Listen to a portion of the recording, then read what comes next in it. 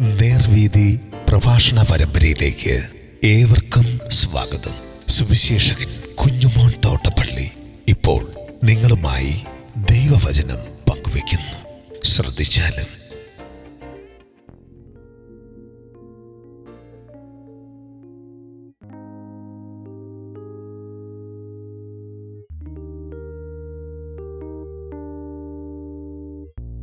ന്യായവിധി നടത്തുന്നതും പുത്രൻ.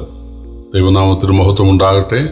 യോഹന്നാൻ സുവിശേഷം 5-ാം അധ്യായത്തിന്റെ 22-ാം വാക്യം ഞാൻ വായിക്കുന്നത് ശ്രദ്ധിച്ചാൽ, എല്ലാവരും പിതാവിനെ ബഹുമാനിക്കുന്നത് പോലെ പുത്രനെയും ബഹുമാനിക്കേണ്ടതിന് പിതാവ് ആരെയും ന്യായം വിധിക്കാതെ ന്യായവിധിയെല്ലാം പുത്രന് കൊടുത്തിരിക്കുന്നു.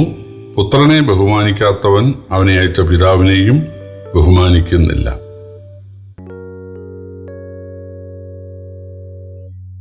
കർത്താവായ യേശുക്രിസ്തു തന്റെ ദൈവത്വം യഹൂദന്മാരോട് ഊന്നി ഉറപ്പിച്ചു പറയുകയാണ്. യേശു പറഞ്ഞു, പിതാവ് പ്രവാചകന്മാരുടെ കാലത്ത് മരിച്ചവരെ ഉയർപ്പിച്ചതുപോലെ പുത്രനായ ഞാനും മരിച്ചവരെ ഉയർപ്പിക്കുന്നു.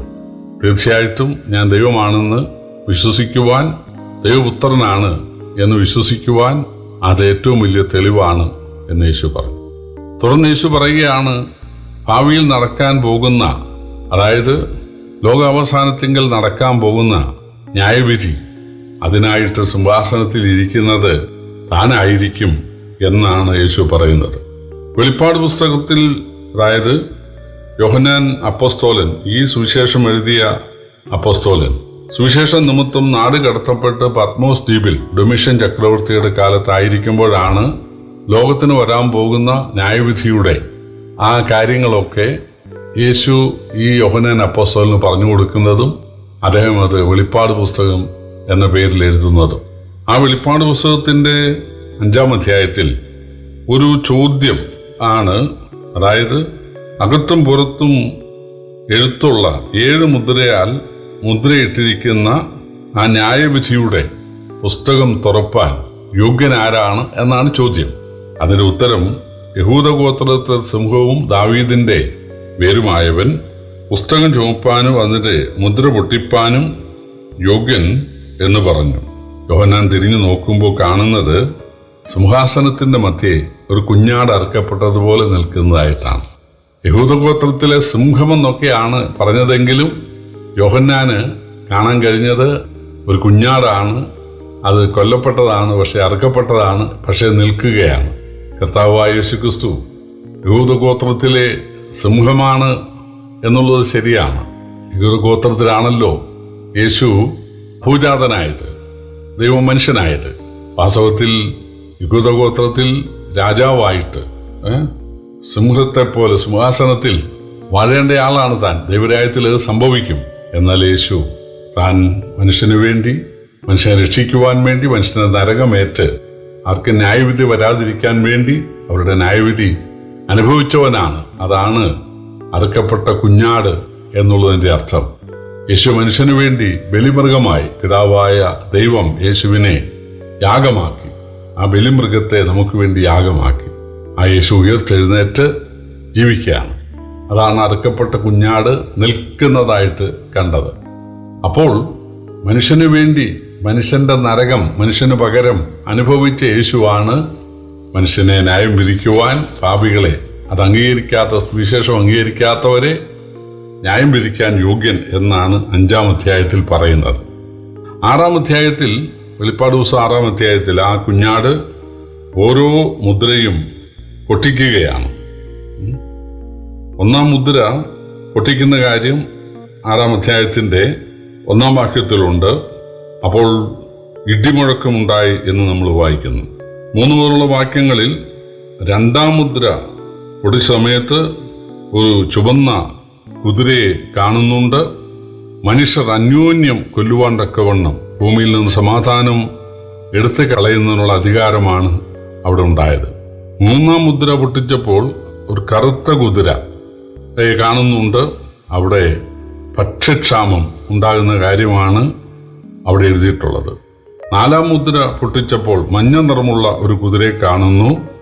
അവിടെ മനുഷ്യർ വാളുകൊണ്ടും ക്ഷാമം കൊണ്ടും മഹാവ്യാധി കൊണ്ടും ഭൂമിയിലെ കാട്ടുമൃഗങ്ങളെ കൊണ്ടും കൊല്ലുവാൻ ഭൂമിയുടെ കാലാംശത്തിന് മേൽ അധികാരം ലഭിച്ച കാര്യമാണ്. 5-ാം മുദ്ര പൊട്ടിച്ചപ്പോൾ നമ്മൾ കാണുന്നത്, അതായത് ദൈവജനത്തിന് സുവിശേഷം പ്രസംഗിക്കുന്ന ആളുകൾക്ക് വലിയ പീഡ ഉണ്ടാകുന്ന കാര്യമാണ്.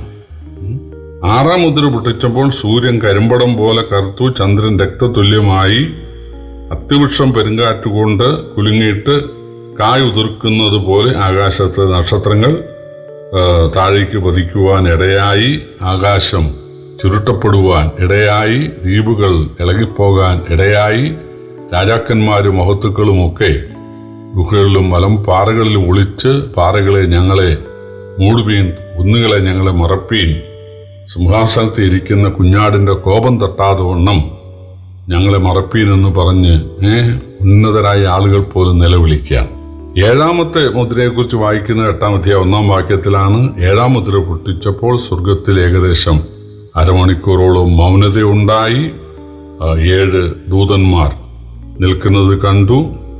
ആ ദൂതന്മാർ സ്വർണ്ണ ധൂപകലശവുമായി വന്നു എന്നാണ് വായിക്കുന്നത്. അപ്പോൾ അവർ കാഹളം ഊതിയ കാര്യവും ന്യായവിധി നടത്തിയ കാര്യവുമൊക്കെയാണ് 8-ാം അധ്യായത്തിലുള്ളത്. ഈ കാര്യം ഓർത്തുകൊണ്ടാണ് യേശു പറയുന്നത്, പിതാവ് ആരെയും ന്യായം വിധിക്കാതെ ന്യായവിധിയെല്ലാം പുത്രന് നൽകിയിരിക്കുന്നു. പ്രിയപ്പെട്ടവരെ, കർത്താവായ യേശുവാണ് മനുഷ്യന് വേണ്ടി ന്യായവിധിയേറ്റത്. അതുകൊണ്ടാണ് യേശു ന്യായം വിധിക്കാൻ അധികാരമുള്ളവനായത്. യേശു ആണല്ലോ ശിക്ഷയേറ്റത്. അപ്പോസ്തലപ്രവൃത്തി 17-ാം അധ്യായത്തിൽ അഥേനയിലെ പൗലോസിന്റെ പ്രസംഗത്തിലുണ്ട്, താൻ നിയമിച്ച പുരുഷ മുഖാന്തരം ലോകത്തെ നീതിയിൽ ന്യായം വിധിക്കാൻ ദൈവം ഒരു ദിവസത്തെ നിശ്ചയിച്ചു. അവനെ മരിച്ചവന്ന് ഉയർപ്പിച്ചതിനാൽ എല്ലാവർക്കും അതിൻ്റെ ഉറപ്പ് നൽകിയുമിരിക്കുന്നു. അതുകൊണ്ട് ഓരോരുത്തൻ മാനസാന്തരപ്പെടുക എന്നാണ്. പ്രിയപ്പെട്ടവരെ, കർത്താവായ യേശു ഉയർത്തെഴുന്നേറ്റതിനാൽ തീർച്ചയായിട്ടും മനുഷ്യനോട് ഉയർപ്പുണ്ട്. ഉയർപ്പിന് ശേഷം യേശുവിനെ കൈക്കൊള്ളാത്തവർക്ക് ന്യായവിധിയുണ്ട് എന്ന് തെളിയിക്കപ്പെട്ടിരിക്കുന്നു. ആ ന്യായവിധിയുടെ വിവരങ്ങളാണ് ആകാശത്തിലെ ന്യായവിധി, ഭൂമിയിലെ ന്യായവിധി, അതുപോലെ ഭക്ഷ്യക്ഷാമം, രോഗം, യുദ്ധം, ഇതെല്ലാം ഉണ്ടാകുന്ന കാര്യം, തൻ്റെ വീണ്ടും വരവ് അടുക്കുമ്പോൾ ഉണ്ടാകുന്ന കാര്യമാണ് ഇവിടെ വെളിപ്പാട് പുസ്തകത്തിൽ എഴുതിയിട്ടുള്ളത്. പ്രിയപ്പെട്ടവരെ, അതിൻ്റെ ലക്ഷണങ്ങളൊക്കെ നാം ഇപ്പോൾ കണ്ടുകൊണ്ടിരിക്കുന്നു. കർത്താവ് വരാറായി. അതുകൊണ്ട് നമുക്കവനെ എതിരേൽക്കാൻ ഒരുങ്ങാം, കർത്താവിനെ സ്നേഹിക്കാം. കർത്താവിൻ്റെ വിലയേറിയ നാമം വാഴ്ത്തപ്പെടുമാറാകട്ടെ.